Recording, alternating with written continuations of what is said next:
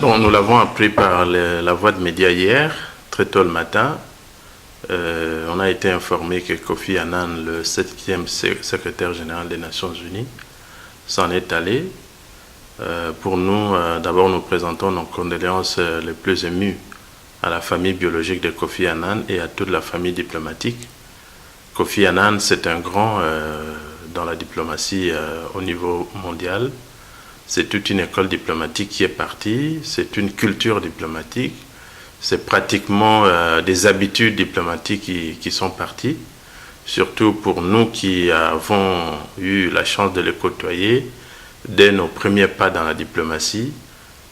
C'est vraiment le changement total dans le monde diplomatique qui intervient. Donc, concevoir un monde sans Kofi Annan, c'est quelque chose de nouveau à laquelle nous devons apprendre à nous habituer finalement. Pour la toute première fois, je faisais mes premiers pas dans la diplomatie congolaise. J'ai rencontré Kofi Annan lors de son premier mandat comme secrétaire général des Nations Unies, c'était en 1997. Dans la suite de toutes les autorités qui se sont succédées, en commençant par Mzee Laurent Désiré Kabila, et le président de la République, Joseph Kabila également.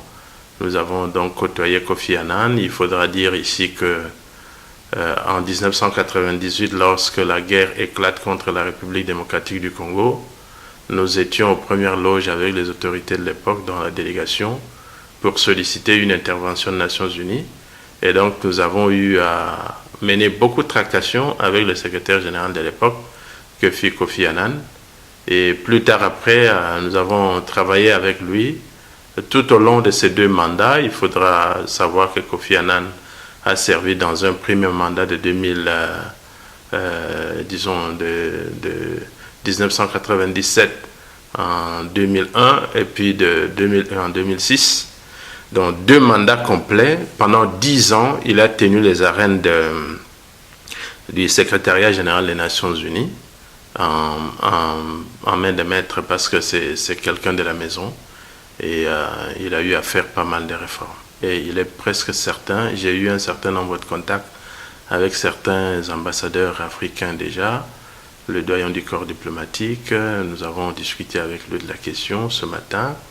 Donc il sera question que le groupe africain se réunisse pour élaborer une stratégie pour rendre un hommage mérité à un digne fils de l'Afrique qui a élevé à un niveau assez important la diplomatie mondiale.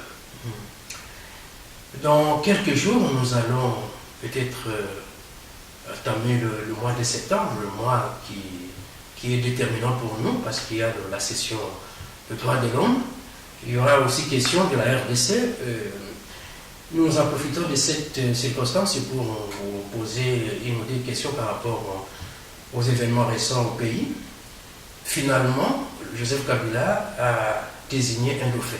Donc, pour vous, dans quel état vous préparez cette session de droits de l'homme qui va commencer au mois de septembre?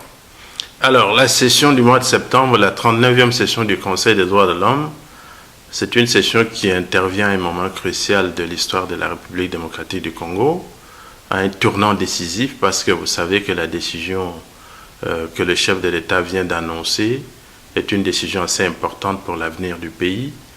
Il a tenu parole, il a toujours dit qu'il respectera la Constitution, il l'a confirmé en indiquant clairement qu'il ne va pas se représenter aux élections prochaines. Nous sommes donc dans une logique d'une politique qui va nous mener à faire voir à la communauté internationale que ce que nous avons toujours dit était une parole d'honneur qui a été respectée et que nous allons aborder cette session avec beaucoup d'optimisme parce que finalement on devra reconnaître les efforts que la République démocratique du Congo est en train de faire sur ce terrain-là